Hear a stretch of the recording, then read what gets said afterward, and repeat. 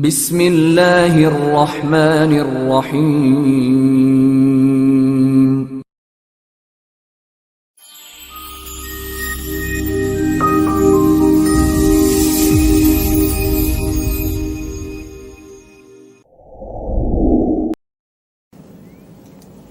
Bismillahirrahmanirrahim.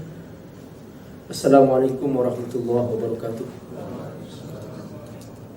Alhamdulillah, wassalatu wassalamu ala rasulillah wa ala alihi wa sahbihi wa mawala. Asyhadu an la ilaha illallah wahdahu la syarika lah, wa asyhadu anna Muhammadan abduhu wa rasuluh. Allahumma salli ala Sayyidina Muhammad wa ala alihi wa sahbihi ajma'in wa ba'du.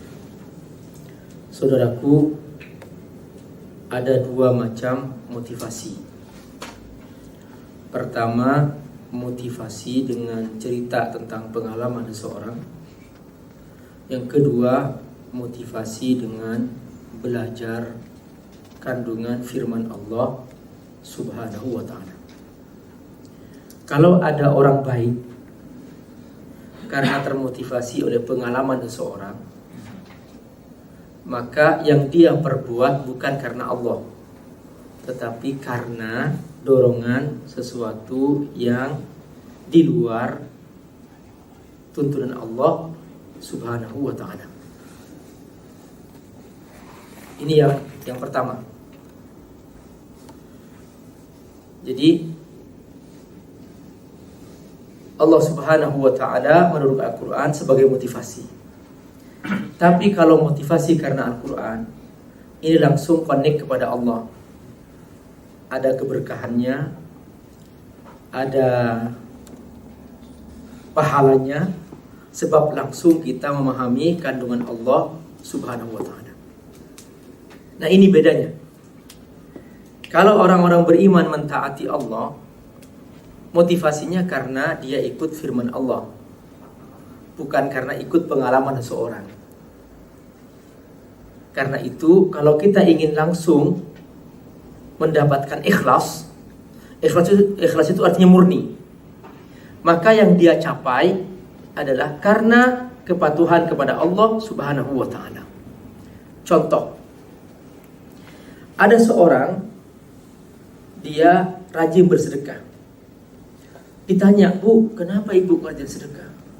Itu tuh si bapak fulan, dia cerita, setelah bersedekah dagangannya laku, keuntungannya banyak, kemudian dia semakin subur, usahanya semakin besar usahanya. Saya ingin ikut dia deh gitu. Maka sedekah dia bukan karena Allah, tapi sedekah dia karena pengalaman seseorang. Orang seperti ini tidak kebagian pahala. Perhatikan. Tapi kalau seseorang ditanya, "Ibu, kenapa ibu rajin sedekah?" Jawabannya, ini perintah Allah.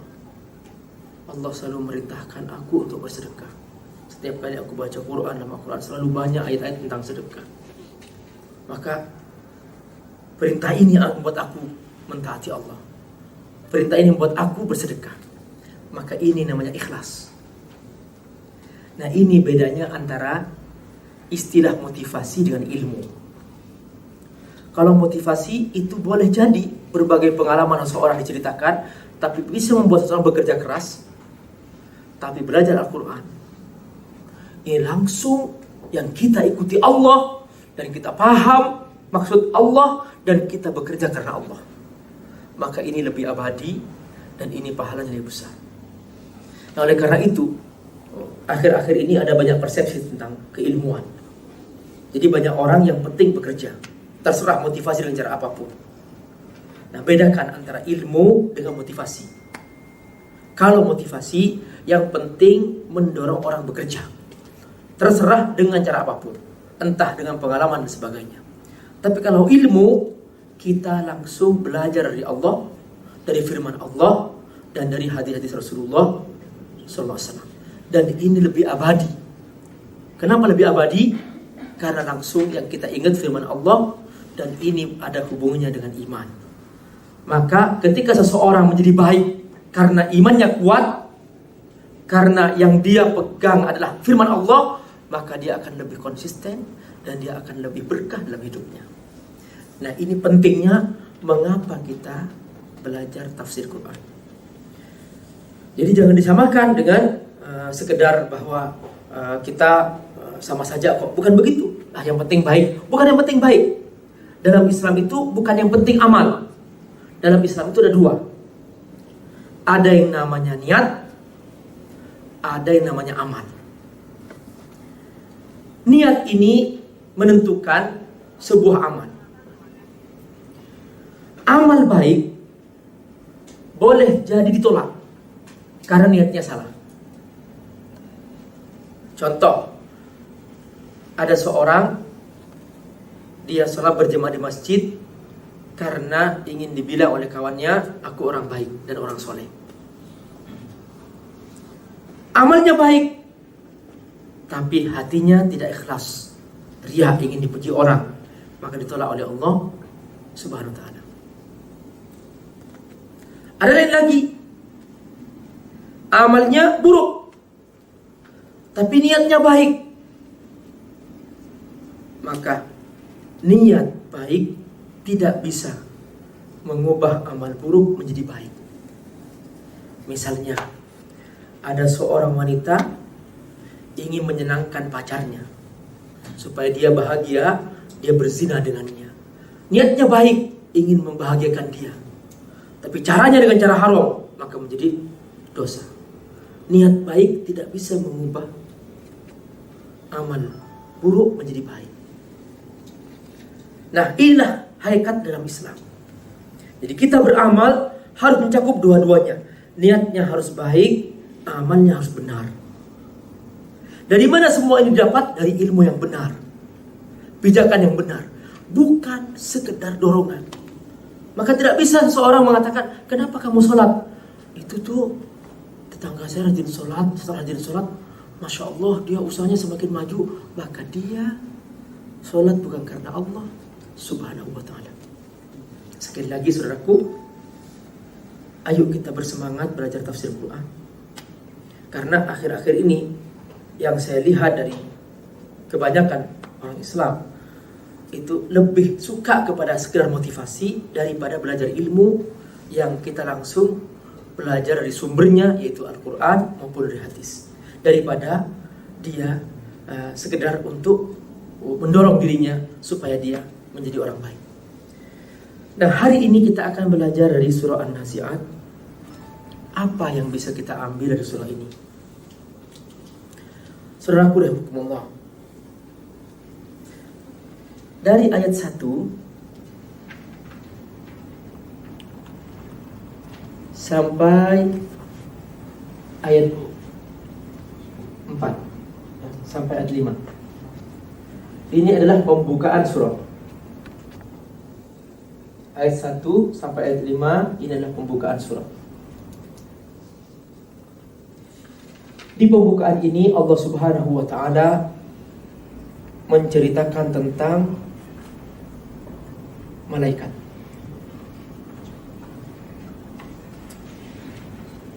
Apa yang diperbuat malaikat yang Allah perintahkan kepada mereka?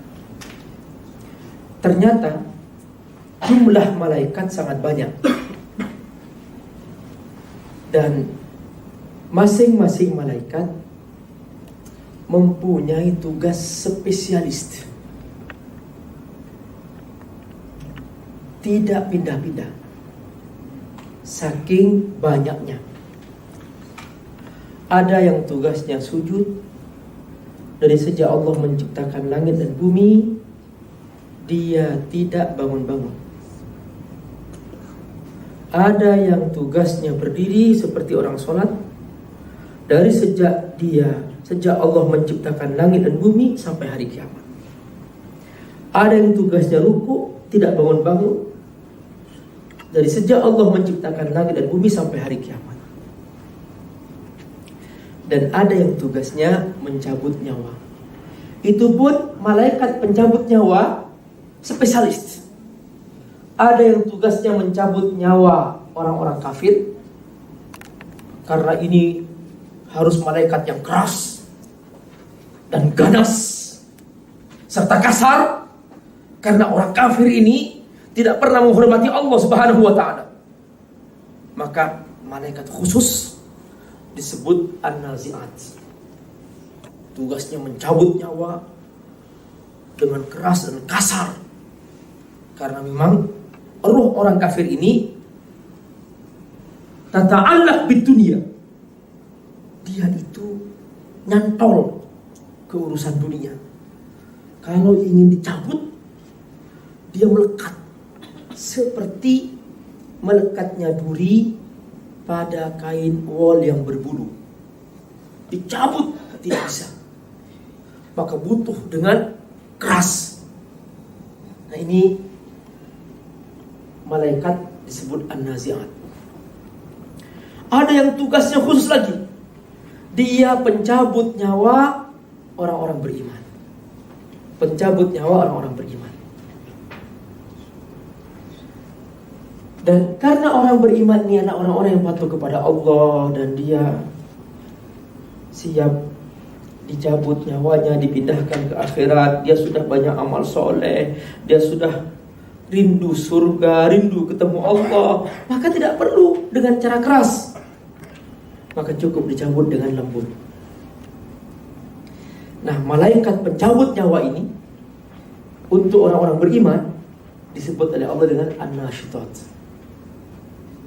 Allah Subhanahu wa ta'ala berfirman, "Wan-nazi'ati warqa, wan-nashitati nashta." Dalam hadis diceritakan bahwa ketika malaikat mencabut nyawa orang-orang kafir, tercium bau busuk seantero langit. Semua malaikat melaknat. Liman hadhihi ruh?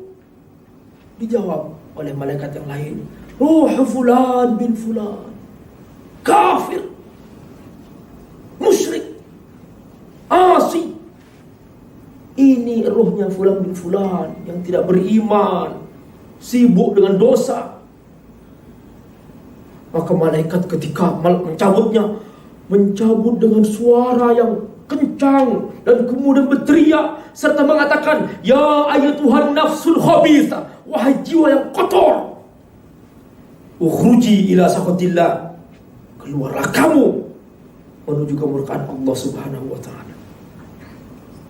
Maka malaikat ini, saudaraku, benar-benar marah melihat roh yang kotor seperti ini dan bau busuk. Kebalikannya, orang-orang yang patuh kepada Allah, setiap hari minta ampun kepada Allah, setiap hari baca istighfar, merasa berdosa. Ini makanya saya ingin berpesan kepada saudara-saudara semua, ya, jangan tinggalkan istighfar. Jangan tinggalkan istighfar sambil kerja, sambil berjalan, sambil naik kendaraan.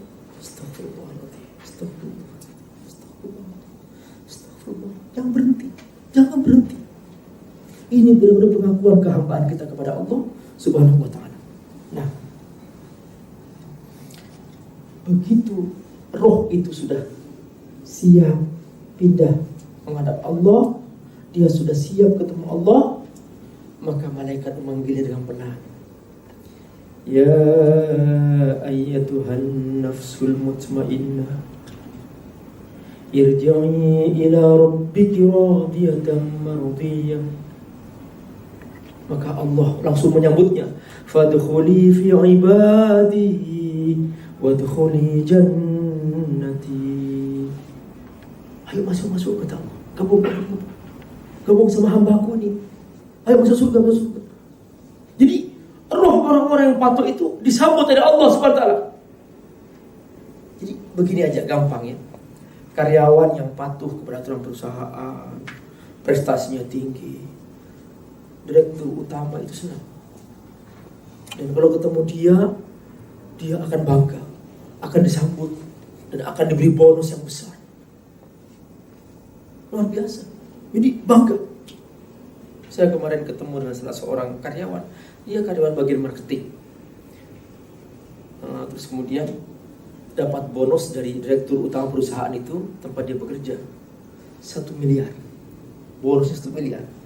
Dibanggakan oleh bosnya, padahal dia karyawan paling bawah, bukan manajer, bukan, dia karyawan biasa, tapi memberikan income bagi perusahaan dengan besar sekali, maka dapat bonus luar biasa. Jadi sebetulnya kalau pakai logika seperti ini, kita akan mudah dan paham bahwa kalau kita punya prestasi yang tinggi di depan Allah, kita bersungguh-sungguh mengutamakan Allah, kita merasa indah bersama Allah, Allah bangga menyambut kita. Dan malaikat yang Allah kirim bukan malaikat yang ganas, malaikat yang lembut. Nah, malaikat ini,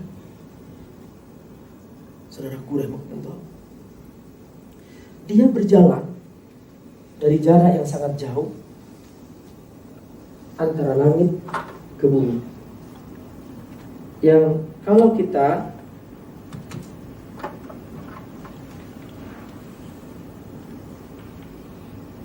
ukur antara langit ke bumi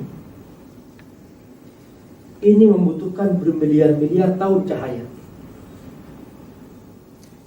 Penemuan ilmiah akhir-akhir ini tentang angkasa raya menunjukkan betapa angkasa raya ini sangat luas.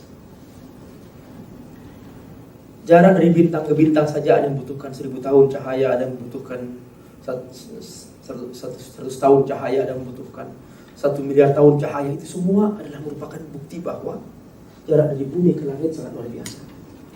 Tapi yang luar biasa adalah apa? Allah menceritakan malaikat ini bergerak dari langit ke bumi, dari bumi ke langit, dan membuat laporan. Ada yang setiap hari turun naik untuk melaksanakan perintah Allah Subhanahu wa Ta'ala, untuk mengatur hujan, mengatur rezeki. Si fulan hari ini dibangkrutkan, si fulan hari ini diuntungkan, itu ada yang ngatur. Perusahaan fulan diruntuhkan, pasaran fulan dinaikkan, ada yang ngatur. Siapa yang mengira perusahaan-perusahaan besar itu tiba-tiba runtuh, yang sudah luar biasa mendunia, runtuh tiba-tiba. Muncul perusahaan baru, nggak disangka-sangka. Siapa yang menyangka bahwa perusahaan yang mapan, sudah punya armada, sudah begitu luar biasa, kalah kepada perusahaan yang baru muncul. Dia hanya bikin software, hanya bikin jaringan, tahu-tahu dia tidak punya armada, tahu-tahu dia membludak dan sebagainya. Itu ada yang ngangkat, ada yang menjatuhkan.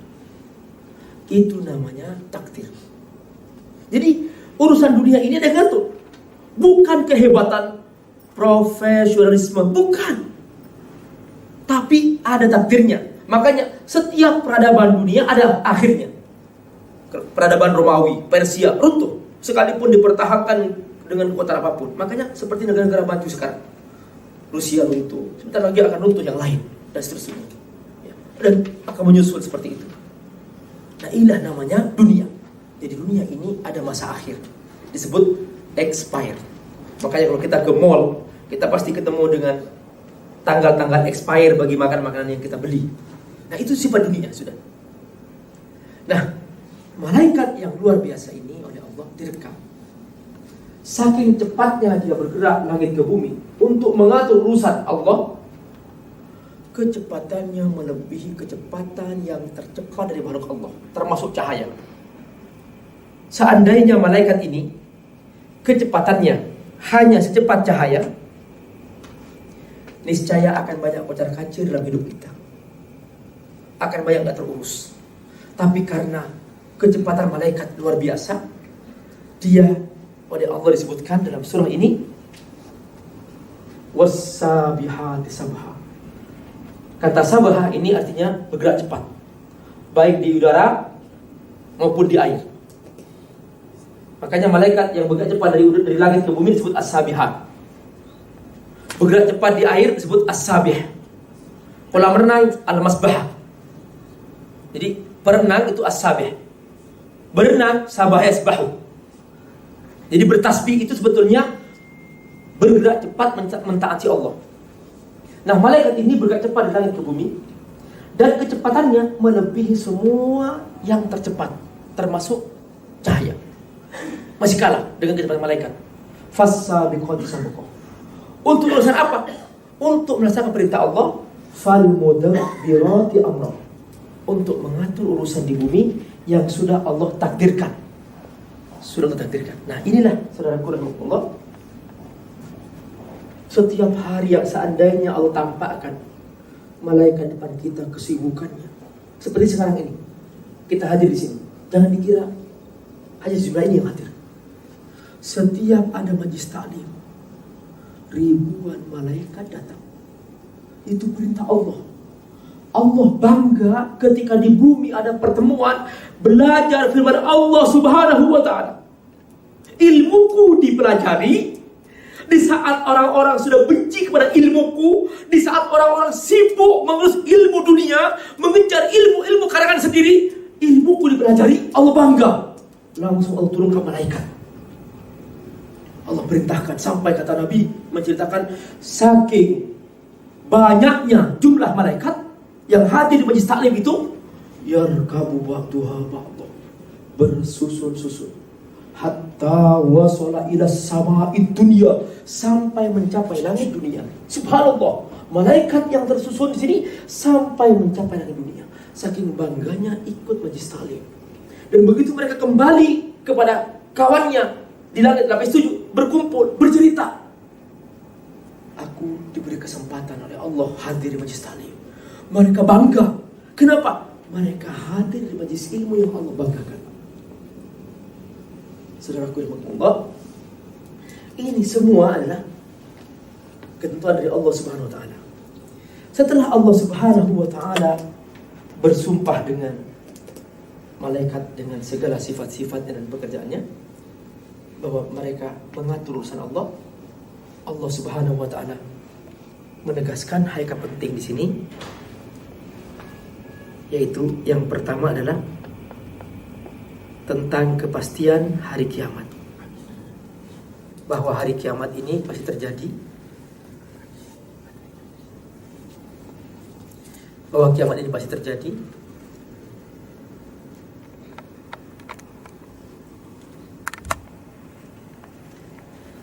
Dengan beberapa tanda. Tanda pertama adalah yauma tarjufur wajifah. Tanda kedua adalah tatsba'uhar ratifah. Saudaraku, ini ayat mukjizat. Semua mukjizat. Tapi kalau kita ingin tahu mukjizat Al-Quran, dengan dua ayat ini Allah Subhanahu wa ta'ala menggambarkan peristiwa besar yang menghancurkan langit dan bumi hanya dengan dua ayat. Subhanallah. Jadi dua ayat ini, Pak, Bu, rahmatullah, masing-masing mempunyai dua makna. Kalau ayat pertama diartikan bahwa ini tiupan sangkakala yang pertama, yauma tarjufur rajifah, maka ayat yang kedua artinya tiupan sangkakala yang kedua. Dan tanda kiamat adalah ditiupnya sangkakala yang pertama untuk kematian semua makhluk, lalu ditiup sangkakala yang kedua untuk hidupnya mereka kembali. Sebab syarat untuk pindah ke alam akhirat harus mati dulu. Makanya ada pematian massal namanya, dengan ditiup sangkakala. Lalu ditiup yang kedua untuk menghidupkan lagi. Di saat yang sama, saudaraku rahmatullah,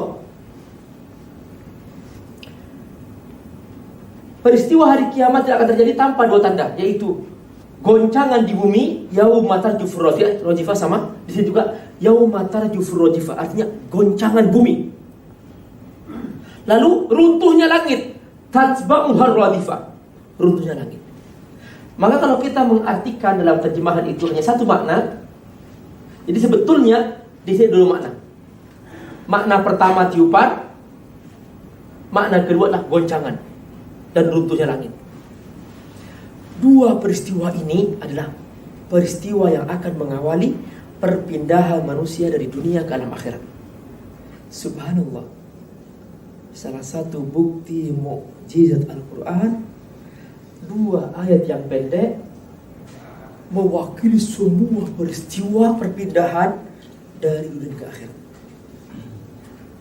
Di sini kita paham betapa Allah Subhanahu wa taala Sang Pencipta, dialah yang maha luas ilmunya sehingga bisa melukiskan peristiwa besar dengan hanya dua ayat. Setelah itu Allah Subhanahu wa taala menggambarkan tentang manusia. Apa yang dialami manusia? Kalau di sini apa yang dialami alam semesta, maka pada berikutnya yaitu ayat 8, 9, yaitu bahwa yang pertama kali manusia alami ketika masuk alam akhirat adalah mereka ketakutan. Semua ketakutan. Apalagi yang kafir. Qulubu yawma idzi wajifah. Hati mereka bergetar. Absaruha khashi'ah. Pandangan mereka tunduk. Mereka tidak punya harapan. Di sini makna kata khusyuk. Kalau kita sholat khusyuk artinya pandangan ke tempat sujud, kita tumakninah, tenang, tidak banyak bergerak, tidak banyak tolak-tolek, kita khusyuk. Umat Islam, hamba Allah, selama dunia dia khusyuk. Sampai di akhirat dia cerah ceria. Orang kafir di dunia nggak pernah khusyuk, ketawa-ketawa, sibuk dengan maksiat dan dosa-dosa. Sampai di akhirat mereka khusyuk. Qulubun yawma idzin wajifah absaruha khashi'ah. Kebalikannya. Jadi kalau ingin khusyuk di akhirat, sekarang tenang-tenang aja, sibuk dengan dosa, silahkan. Kalau ingin khusyuk, kalau ingin tenang di akhirat, sekarang kita khusyuk. Kita hati-hati dari dosa, kita hati-hati, kita jaga pandangan, kita tunduk, kita merasa nikmat bersama Allah, banyak berzikir kepada Allah dan seterusnya. Nah, ini konsekuensi. Sampai di sini selesailah tentang pembukaan surah Nazi'at. Setelah itu Allah merekam tentang orang-orang kafir Mekah yang menghina Rasulullah sallallahu alaihi wasallam. Di saat mereka mendengar berita tentang hari kiamat, mereka langsung mengejek. Mereka langsung menganggap Rasulullah gila. Salah seorang dari mereka datang ke tengah padang pasir, menggali kuburan yang sudah ratusan tahun yang silam. Diambil tulang yang rapuh. Di depan Nabi mereka langsung meremas-remas dan meniupkan, Muhammad, kalau ini memang hidup lagi, kalau memang ini hidup lagi, mana mungkin kamu gila. Langsung mereka berkata, Allah rekam peristiwa ini. Yaquluna inna lamarduduna fil hafirah. Orang-orang kafir itu berkata, apakah kami akan hidup lagi seperti semula? Setelah mereka menunjukkan tulang yang sudah hancur itu, mereka berkata, Aidza kunna idhaman nakhirah. Setelah tulang-tulang kami hancur, tulang-tulang kami sudah hancur, Muhammad. Tulang-tulang kami sudah hancur, Muhammad. Mana mungkin hidup? Lalu setelah itu mereka dengan muka sinis, mereka mengatakan, qalu tilka idzan karatun khasirah. Kami rugi dong. Kami rugi, kamu untung ya. Kamu untung itu, kamu untung apa-apa dah. Jadi muka mengejek, bermuka masam, bermuka sinis. Dia mengatakan, qalu tilka idzan karatun khasirah. Ya kami rugi dong. Ya sudah, kami rugi enggak apa-apa. Kamu yang untung. Begitu mereka mengatakan.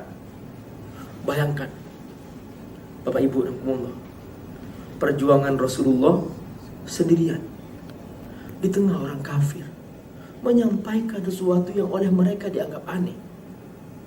Jadi kita akan merasakan nikmatnya iman ketika kita berjuang seperti ini.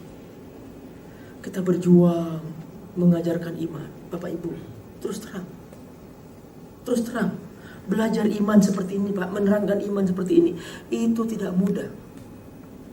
Lain dengan memasukkan dolar ke saku, itu gampang sekali.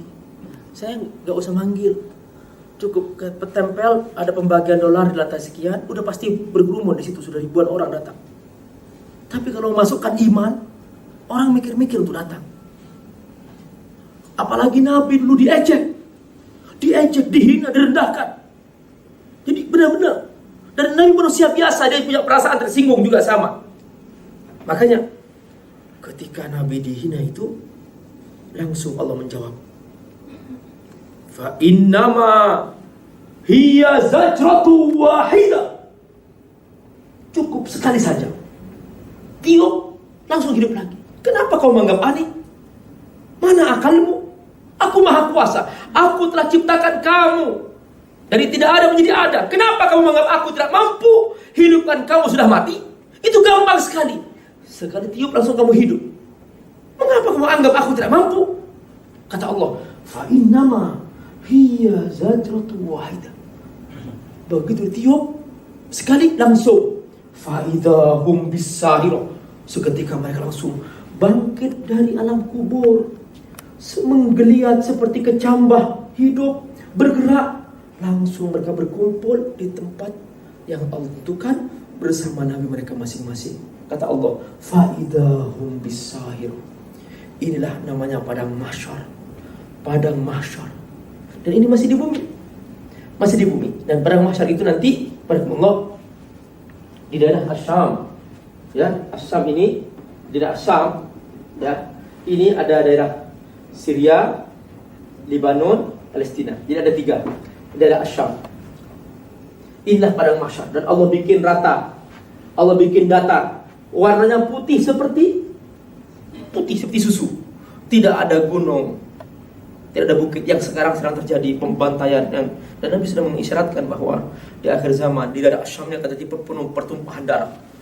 Bukan dari orang kafir penyebabnya, tapi dalam konflik di antara mereka sendiri. Dan ternyata benar terjadi sekarang luar biasa. Nah, mudah-mudahan Allah menjaga fitnah ini dari negeri kita insyaallah. Nah, perhatikan Allah. Nah, ini akan terjadi di permasalahan ini faidahum bisahir. Nah, setelah itu Rasulullah SAW merasa sedih, tersinggung. Manusia biasa, minder biasa. Habis dihina, diajak, terus mau gimana? Allah Subhanahu wa ta'ala memberikan dorongan, memberikan motivasi Muhammad, bangkit. Maju terus, jangan mundur. Jadi setelah dihina, diajak Rasulullah SAW, terdiam sejenak, dia mikir, maju enggak. Bagaimana aku dihina, ditolak, diboikot. Sahabat-sahabatnya disiksa, dibantai seperti Bilal. Ada yang siksa. Ammar bin Yasir dibunuh bersama keluarganya. Ammar masih hidup dan ibunya dibunuh, bapaknya dibunuh. Subhanallah. Dan diboikot Rasulullah SAW, diusir, mencari tempat pengungsian sampai terakhir ke Madinah. Perhatikan betapa luar biasa ujian ketika itu. Nah, supaya Rasulullah SAW bangkit dari peristiwa itu, tidak down, Allah menghibur.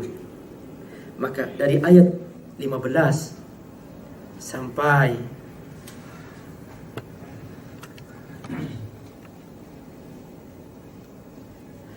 ayat 26 ini, ayat 26 ini semua adalah cerita tentang Nabi Musa AS. Jadi seakan-akan Allah memberikan cerita Muhammad. Ayo, akan aku ceritakan kepadamu kisah Musa yang dia aku utus berhadapan dengan musuh yang lebih besar lagi. Kalau kamu baru sekelompok orang kafir Mekah dan kekuasaannya sekitar Mekah saja, tapi ini Musa berhadapan dengan Fir'aun, manusia yang paling kafir sepanjang sejarah manusia, sampai dia mengaku Tuhan. Inilah Muhammad, jangan kamu mundur. Ini kisah Musa tidak pernah mundur. Teruskan kamu maju. Jadi Allah SWT mengasih motivasi Rasulullah SAW dengan cara seperti ini. Mari kita lihat apa kata Allah tentang cerita Nabi Musa AS. Allah firman, hal ataka hadithu Musa? Pernahkah kau mendengar cerita Musa, Muhammad? Idnadahu rabbuhu bil wadil muqaddas tuwa, ketika itu aku panggil dia menghadapku di lembah tua di Gunung Tursina. Setelah aku kasih bekal-bekal, kata Allah, aku perintahkan dia, idhab ila Fir'aun, datangi Fir'aun. Idhab ila Fir'aun innahu tagha. Nah, Allah kasih alasan. Kenapa Pak Fir'aun? Innahu tagha. Fir'aun ini sudah melampaui batas. Bapak Ibu, batas ini maksudnya apa? Kita ini makhluk. Makhluk ini lemah. Harus tahu diri dong. Bikin matanya sendiri saja nggak mampu. Masa mengaku Tuhan? Ini kan melampaui batas namanya. Jadi dia bikin kukunya sendiri aja nggak mampu. Menumbuhkan bulu mata aja nggak mampu. Mengaku Tuhan, ini makhluk melampaui batas. Tokoh, keterlaluan. Baru jadi manusia kaya sudah merasa nggak pantas setelah berjemaah di masjid misalnya. Ini sudah merasa dirinya nggak pantas, nggak selevel atau nggak level bersama orang-orang umum. Aku sudah kaya raya, aku sudah direktur PT Fulan, nggak pantas aku turun seperti manusia-manusia bawahan. Ini namanya melampaui batas, nggak tahu diri siapa dirinya itu. Baru jadi manusia sudah melanggar ajaran Allah, melawan Allah. Kata Allah, ini haram dikerjakan. Maka melampaui batas seperti itu. Termasuk melampaui batas, dia dijadikan manusia, tiba-tiba membinatangkan diri, berbuat seperti binatang. Jadi manusia tahu ini hal yang haram, tiba-tiba bekerja seperti binatang. Tidak mau ikut aturan, nggak mau ikut hukum. Berzina seenaknya, mengambil hak orang lain seenaknya, membunuh seenaknya. Itu kan binatang. Itu namanya melampaui batas. Kamu manusia, kau bukan binatang. Kenapa kau berbuat seperti binatang? Kalau manusia, menikah dulu dong. Kalau mau berzina, jadi binatang. Lebih binatang lagi, apa yang belum pernah diperbuat binatang dikerjakan oleh manusia. Ini melampaui batasnya berlebihan. Seperti kaum Lut, laki sama laki, perempuan sama perempuan. Belum pernah ada 2 ekor ayam jantan bermesraan. Pasti kalau ketemu gimana? Bertarung. Sesama jantannya bertarung. 2 ekor kambing jantan bertemu, bertarung. Nah ini sama-sama berjenggot, cepika-cepiki, mesraan. Kan memalukan. Nah itu sudah melebihi binatang. Nah ini namanya innahu tagha. Setiap yang tagha Allah benci. Kenapa? Ini namanya tidak tahu diri. Itu mana tagha. Misalnya begini, ini perhatikan. Ini ada garis lurus di depan saya. Jadi ketika saya ikut garis lurus, ini namanya istiqomah. Ketika saya keluar, tagha. Ikut lagi istiqomah. Keluar lagi tagha. Enggak balik-balik tauhid. Jadi situ arah kata situ. Maka orang yang tagha artinya orang yang tidak ikut siratal mustaqim. Kita berdoa selalu ihdinas siratal mustaqim. Nah, Allah sebutkan idhab ila Fir'aun, datangi Fir'aun. Ini kepada Musa AS. Bayangkan coba, seorang Musa hanya ditemani seorang Nabi Harun berhadapan dengan raja di raja. Mengaku raja, mengaku Tuhan, paling kayanya, paling hebatnya manusia kita itu. Dia merasa lebih hebat daripada yang lain. Nah, datang sendirian. Innahu tagha. Maka Allah SWT mengajarkan langkah-langkah berikut. Perhatikan langkah-langkahnya. Ya, di sini penting sekali untuk kita ambil bagaimana cara menghadapi orang sombong. Saudaraku Allah. Perhatikan. Pertama, ajak dia melakukan tazkiyah. Ini pertama. Faqul hal laka ila an tazakka. Bersihkan diri. Ajak dia bersihkan diri dengan kisah-kisah orang menyesal dalam dosa, kisah-kisah orang yang dalam keadaan dia hancur karena berbuat dosa, dikisahkan supaya dia tersentuh hatinya. Tazkiyah namanya ya. Faqul hal laka ila an tazakka. Yang kedua, kasih hidayah. Wa ahdiyaka ila rabbika.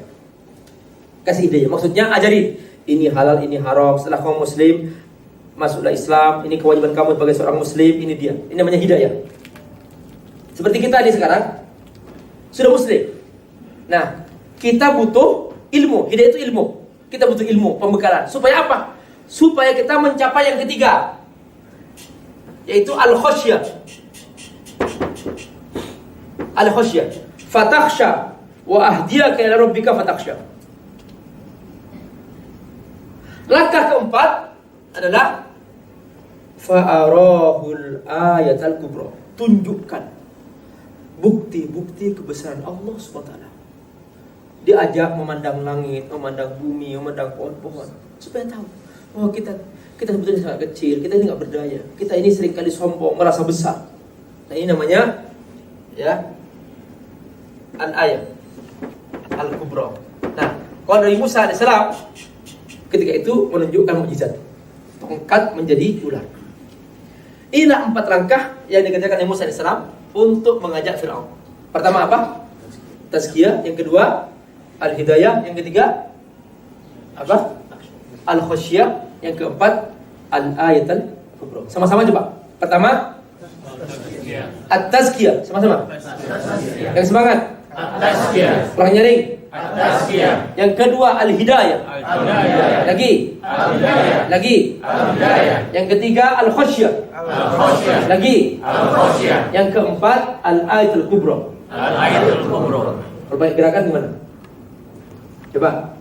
Tazkiyah. Hah? Ya, at-tazkiyah. Yang kedua al-hidayah. Al-hidayah, ya. Al-hidayah. Pertama at-tazkiyah. Al-hidayah. Lagi at-tazkiyah. Al-hidayah. Tiga al-khasyah. Ya. Al-khasyah. Al-khasyah. Yang keempat al-ayatan. Coba yang kompak. Pertama at-tazkiyah. Yang kedua al-hidayah. Yang ketiga al-khasyah. Yang keempat ada yang begini duluan, mulutnya belum bisa. Subhanallah. Nah, ini langkah-langkah yang dilakukan Nabi Musa AS untuk mengajarkan, untuk mengajak Fir'aun supaya Fir'aun beriman. Namun ternyata karena Fir'aun ini sudah kekafirannya sudah membatu, dia membalas dengan cara lain lagi. Dia berbuat sebaliknya. Pertama, Fir'aun mendustakan. Kadzdzaba. Kadzdzaba. Fir'aun mendustakan. Sama-sama? Kadzdzaba. Ya. Yang kedua, Fir'aun langsung aso, berbuat maksiat. Jadi ranking kedua ini ternyata setelah kadzdzaba. Jadi orang berbuat maksiat sebetulnya setelah mendustakan. Seorang berzina setelah dia mendustakan hukum zina, bahwa itu halal, sudah dia kerjakan. Makanya dikatakan dalam hadis, la yazni zani hina yazni wa huwa mu'min. Tidak mungkin seorang berzina ketika dia berzina dia masih beriman. Jadi dia dustakan dulu baru asal. Ini urutannya. Jadi seorang yang berbuat dosa sebetulnya dia telah melakukan dua dosa sekaligus. Dosa mendustakan dan dosa berbuat maksiat. Ini pertama. Kadzdzaba wa asar. Fir'aun setelah dia mendustakan, itu bohong, dia langsung berbuat maksiat, tetap mempertahankan kekafiran dan tetap merasa dirinya adalah Tuhan dan dia sebagainya. Dia tidak mau ikut Musa. Namun setelah dia melihat di Musa AS banyak pengikutnya, dia menunjukkan sikap yang sombong. Apa? Yang ketiga, adbaro. Apa adbaro? Berpaling. Diajak kepada kebaikan, dia berpaling. Ditunjukkan oleh Allah bukti-bukti kebesaran Allah. Di kerajaan Fir'aun tiba-tiba penuh dengan darah, semua darah. Dijijik. Fir'aun hanya dengan nyaman mengatakan, panggil Musa. Musa, minta pada Tuhan kamu, ini kok banyak darahnya begini. Terus katanya Musa, mau beriman gak kamu? Bersihkan dulu baru saya pikir-pikir. Nabi Musa berdoa, Allah bersihkan dan seketika. Langsung dia berpaling. Begitu keadaan Fir'aun. Setelah itu Allah munculkan kata sebelum kerajaan. Di mana-mana kata. Fir'aun jijik. Kata Fir'aun, panggil Musa. Terus setelah itu Nabi Musa datang. Wahai Musa, minta Tuhan kamu bersihkan. Kata Nabi Musa, mau beriman enggak? Ya, bersihkan dulu baru saya mau beriman. Begitu bersih, dia berpaling. Adbar. Begitulah pekerjaan Fir'aun. Dia adbar. Setelah itu yang keempat, Fir'aun mencari kawan. Yas'a. Summa adbara yas'a. Mencari kawan. Dikumpulkan pengikut-pengikutnya, masih banyak nggak pendukung-pendukungnya dia. Nah, begitu ternyata masih ada kawan-kawannya, untuk menjaga loyalitas kawan-kawannya itu, pendukungnya, dia mengadakan pertemuan rutin. Yaitu yang kelima, fahasyara. Hasyara berkumpul, mengadakan pertemuan rutin. Dibikin kelompok-kelompok di mana-mana, banyak komunitas-komunitas Fir'aun di mana-mana banyak.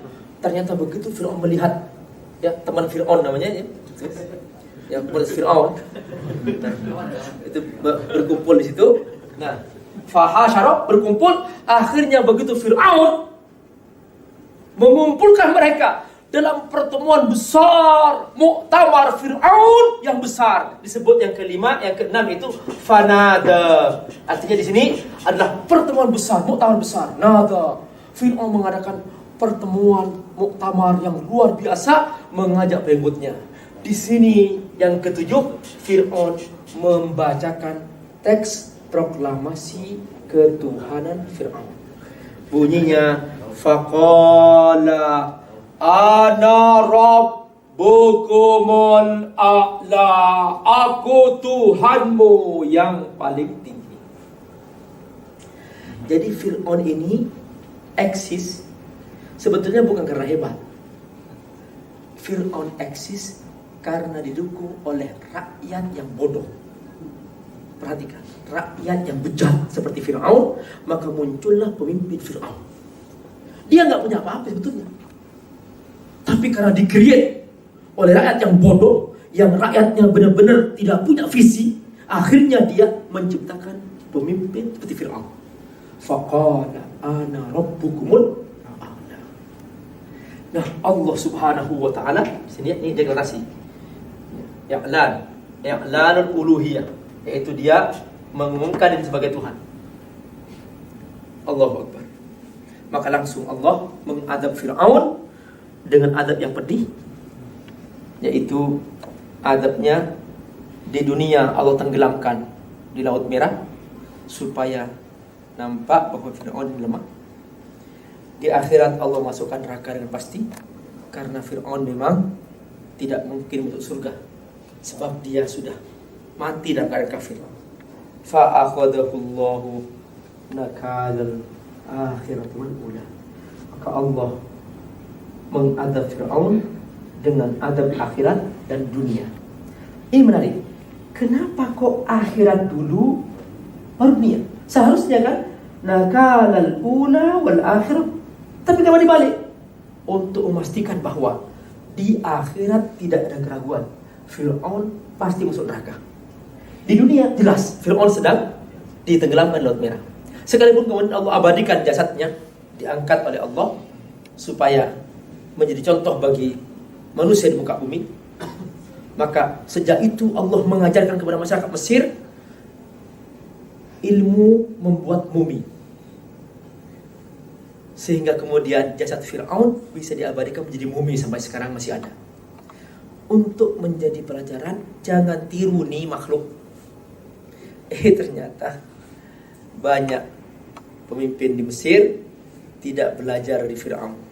Akhirnya jadi Fir'aun baru yang membunuh rakyatnya juga seperti itu. Nah, itulah kondisi yang terjadi sekarang di Mesir juga, akibat daripada akhlak yang buruk. Dan Allah Subhanahu wa ta'ala mengancam dengan ancaman yang pedih bagi mereka, yaitu inna fi dzalika la'ibratan liman yakhsha. Dalam peristiwa Fir'aun, dalam peristiwa perjalanan dakwah Nabi Musa alaihissalam, itu ada pelajaran bagi orang yang takut kepada Allah Subhanahu wa taala. Allah ulangi lagi takut. Khusyuk. Karena apa? Karena hanya orang yang takut yang mau bersungguh-sungguh mentaati Allah Subhanahu wa taala. Mengapa kita datang ke kantor pagi-pagi sekalipun hujan-hujan? Karena apa? Takut terlambat, takut absen, ya kan? Iya gitu. Coba seandainya ada direktur datang ke sini ikut ngaji, terus kata direktur akan saya absen sendiri, yang tidak datang akan saya pecat. Kira-kira hadir semua nggak pengajian? Ya, jadi lebih takut direktur daripada Allah kan? Perhatikan, takut itu membuat orang kerja keras. Wassalamualaikum warahmatullahi wabarakatuh.